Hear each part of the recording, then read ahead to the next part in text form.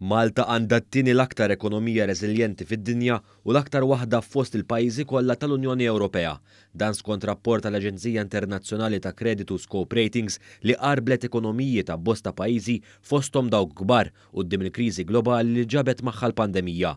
Skont l-esperti tal-Aġenzija Ġermaniża, Malta tiġi eżatt wara l-Iżvizzera u eżatt qabel il-Ġappun li jinsab warajna fejn tidħol ir-reżiljenza ekonomika. L-esperti ta' Scope Ratings magħrufa li bħal aġenziji internazzjonali indipendenti oħra ma jħarsu lejn wiċċ ħadd saħħu li Malta hija pajjiż ġdid li jidħol mal-ewwel 3 pajjiżi fid-dinja b'ekonomija reżiljenti.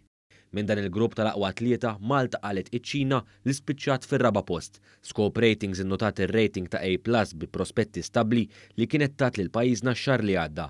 Hawnhekk jissemma livell moderat tad-dejn tal-Gvern u l-ammont ta' investiment dirett barrani.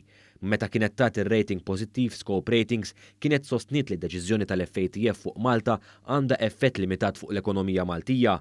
Scope Ratings kienet qalet ukoll li Malta għandha potenzjal ta' tkabbir ekonomiku robust.